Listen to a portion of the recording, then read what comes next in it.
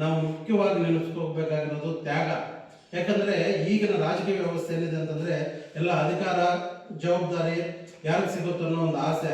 ಆದರೆ ಶ್ಯಾಮ್ ಪ್ರಕಾಶ್ ಮುಖರ್ಜಿ ಅವರು ಹುಟ್ಟುತ್ತಾ ಏನು ಬಡತನದಲ್ಲಿ ಏನು ಹುಟ್ಟಿಲ್ಲ, ಮಧ್ಯಮ ವರ್ಗ ಅದಕ್ಕಿಂತ ಮೇಲ್ವರ್ಗದಲ್ಲಿ ಹುಟ್ಟು ಒಳ್ಳೆ ವಿದ್ಯಾಭ್ಯಾಸ ಎಲ್ಲ ಪಡೆದು ಸಣ್ಣ ವಯಸ್ಸಿಗೆ ಒಳ್ಳೆ ಒಳ್ಳೆ ಜವಾಬ್ದಾರಿಗಳನ್ನು ತಗೊಂಡ್ರು.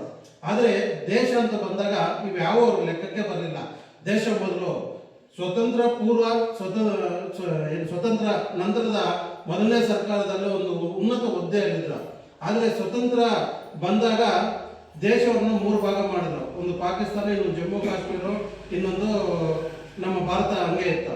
ಆದರೆ ಪಾಕಿಸ್ತಾನ ಸಪ್ರೇಟ್ ಆಗಿ ಜಮ್ಮು ಕಾಶ್ಮೀರ ಒಟ್ಟಿಗಿದ್ರು ಇದರಲ್ಲಿ 2 ವಿಧಾನ ಅಂತಂದರೆ ಸರ್ಕಾರ ಸಂವಿಧಾನ 2 ಇದ್ದು 2 ಫ್ಲಾಗ್ ಇದ್ದರೆ ಇದೆಲ್ಲ ಆಗಲ್ಲ. ನಾವು ಪಾಕಿಸ್ತಾನಕ್ಕೆ ಹೋಗ್ಬೇಕಾದ್ರೆ ಪರ್ಮಿಷನ್ ತಗೊಂಡು ಹೋಗ್ಬೇಕಾಗಿರೋ ಅಂಥ ಪರಿಸ್ಥಿತಿಯಲ್ಲಿ ಇವರು ಇಲ್ಲ ಪಾಕಿಸ್ತಾನಕ್ಕೆ ನಾವು ಹೋಗೋಣ ಅಂತ ಹೇಳ್ಬಿಟ್ಟು ಶ್ಯಾಮ್ ಪ್ರಕಾಶ್ ಮುಖರ್ಜಿ ಅವರು 2 ಒಟ್ಟಿಗೆ ಸೇರ್ಸೋಕ್ಕೆ ಹೋದ್ರೆ ಪಾಪ ಅಲ್ಲೆಲ್ಲ ಏನು ಮಾಡಿದ್ರು, ಅವ್ರನ್ನ ಅರೆಸ್ಟ್ ಮಾಡಿ ಸುಮಾರು ಒಂದು 20-25 ದಿನ ಜೈಲಲ್ಲಿ ಇಟ್ಟು ಒಂದು ಫೈನ್ ಡೇ ಮಾರ್ನಿಂಗ್ ಏನು ಮಾಡಿದ್ರು, ಜುಲೈ 23ನೇ ತಾರೀಕು 1953ರಲ್ಲಿ ಸತ್ರು ಅಂತ ಹೇಳ್ಬಿಟ್ಟು ದೇಶಕ್ಕೆ ತಿಳಿಸಿದ್ರು. ಈ ಥರ ನಾವು ಕಾರ್ಯಕರ್ತರು ಯಾವತ್ತೇ ಆಗಲಿ ಭಾರತೀಯ ಜನತಾ ಪಾರ್ಟಿ ಕಾರ್ಯಕರ್ತರು ಬೇರೆ ಪಕ್ಷಕ್ಕೆ ಕಂಪೇರ್ ಮಾಡಿದ್ರೆ ದೇಶ ಮೊದಲು ಅನ್ನೋ ಒಂದು ವಿಧಾನದಲ್ಲಿ ನಾವು ಅವರ ಒಂದು ಸಿದ್ಧಾಂತಗಳನ್ನು ಇಟ್ಕೊಂಡು ಮುಂದೆ ಬರಬೇಕು. ಅದೇ ಥರ ದೇಶ ಮೊದಲು ಅಂತ ಹೇಳ್ಬಿಟ್ಟು ನಾವು ಕಷ್ಟ ಪಡಿಬೇಕಂತ ಹೇಳ್ಬಿಟ್ಟು ಈ ಮುಖಾಂತರ ಇವತ್ತು ತಮ್ಮೆಲ್ಲರಿಗೂ ನನ್ನ ಅನಿಸಿಕೆಗಳನ್ನು ತಿಳಿಸ್ಕೊಡ್ತಾ ಇದ್ದೇನೆ.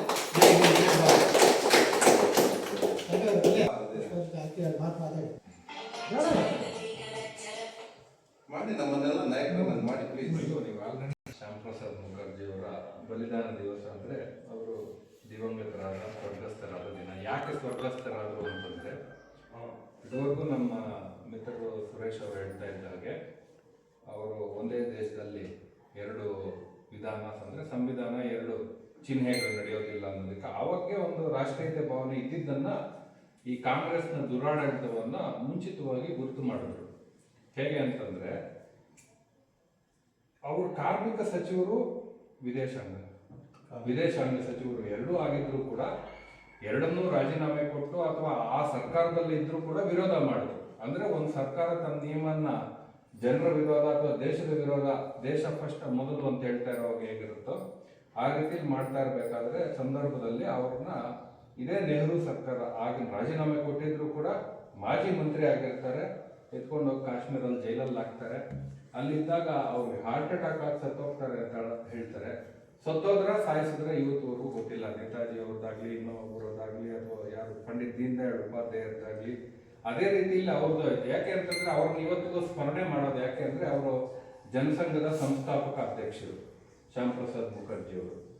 ಅಂದ್ರೆ ಒಂದು ಸಂಘದಿಂದ ಒಂದು ಗುರೂಜಿ ಅವರ ಪ್ರೇರಣೆಯಿಂದ ಅಥವಾ ಒಂದು ಕಾಂಗ್ರೆಸ್ ಈ ದೇಶದಲ್ಲಿರುವಂಥ ಸ್ವತಂತ್ರನಾಥ ಸಾಮಾನ್ಯ ಜನರ ಸ್ವೇಚ್ಛೆಯನ್ನು ಉಳಿಸೋದಿಲ್ಲ ಅಂತೇಳಿ ಒಂದು ರಾಜಕೀಯ ಪಕ್ಷ ಇರಬೇಕು ಅನ್ನೋದಕ್ಕೆ ಸ್ಥಾಪನೆ ಮಾಡಿ ಅಂತ ಪ್ರೇರಣೆ ಕೊಟ್ಟಾಗ ಅವರು ಆ ಜನಸಂಘದ ಸ್ಥಾಪನೆ ಮಾಡಿ ಹೋರಾಟ ಮಾಡ್ತಾ ಇರ್ಬೇಕಾದ್ರೆ ಈ ದುರ್ಘಟನೆ ನಡೆದಿದೆ. ಅಂದರೆ ನಾವೊಂದು ಗಮನಿಸಬೇಕಾಗಿರೋದು ಏನು ಅಂದರೆ, ಈ ವಿಚಾರದಲ್ಲಿ ಒಂದು ಆಲೋಚನೆ ಅನ್ನೋದಿರುತ್ತೆ ನೋಡಿ, ಸರಿಯಾಗಿರೋ ಸಮಾಜಮುಖಿ ಆಗಿರುವಂಥ ಆಲೋಚನೆ ಸಾವಿರಲ್ಲ. ಅದಕ್ಕೆ ಅವ್ರ ಅವಧಿ ಬಹುಶಃ ಒಂದು ಜನಸಂಘದ್ದು 5ರಿಂದ 7 ವರ್ಷ ಇರಬೇಕಷ್ಟೇ ಅವರೇನೋ ಅಲ್ಲ ಇದ್ದಿದ್ದು ಅಥವಾ ಅವರ ಆಲೋಚನೆಗಳು. ಆದರೆ ಇವತ್ತಿಗೂ ಅವ್ರನ್ನ ಸ್ಮರಣೆ ಮಾಡ್ಕೊಂಡು ಬರ್ತಾನೆ ಇರುತ್ತೆ.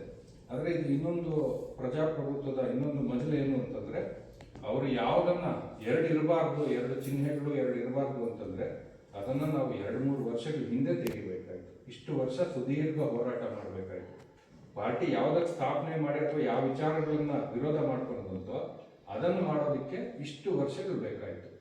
ಅಲ್ಲಿ ನಾವು ಗಮನಿಸ್ಕೋಬೇಕಾಗುತ್ತೆ ಅಂದರೆ, ಆಲೋಚನೆಯನ್ನ ನಿರಂತರವಾಗಿ ಒಂದು ವಿಚಾರವನ್ನ ನಾವು ನಿರಂತರತೆಯಿಂದ ಮಾಡಬೇಕು. ಅಥವಾ ಅದು ನಮ್ಮ ಕಾಲ ಅವಧಿಯಲ್ಲಿ ಆಗುತ್ತೋ ಅಥವಾ ಮುಂದಿನ ಪೀಳಿಗೆಗೆ ಬರುತ್ತೋ ಅದು ಪ್ರಕೃತಿ, ಭಗವಂತ ಅಥವಾ ಕಾರ್ಯಕರ್ತರ ಶ್ರಮ ಇದರೆಲ್ಲರ ಮೇಲೆ ನಿರ್ಧಾರ ಆಗಿರುತ್ತೆ ಅಂತೇಳಿ ಅದೇ ರೀತಿ ಅವ್ರ ಸ್ಫೂರ್ತಿಯನ್ನು ಪಡ್ಕೊಂಡು ಅಧಿಕಾರ ಅಥವಾ ಇನ್ನೊಂದು ಇವಾಗಿರೋದು ಬರೋದೇನು ಅಂತ ಆ ವಿಚಾರ ಮುಂದಕ್ಕೆ ತೆಗೆದುಕೊಂಡು ಹೋಗಬೇಕು ಅಂತ ಎಲ್ಲರಲ್ಲಿ ಮನವಿ ಮಾಡ್ತಾ ನಮಗೆ 2 ಮಾತಾಡೋದಕ್ಕೆ ಅವಕಾಶ ಕೊಡೋದು.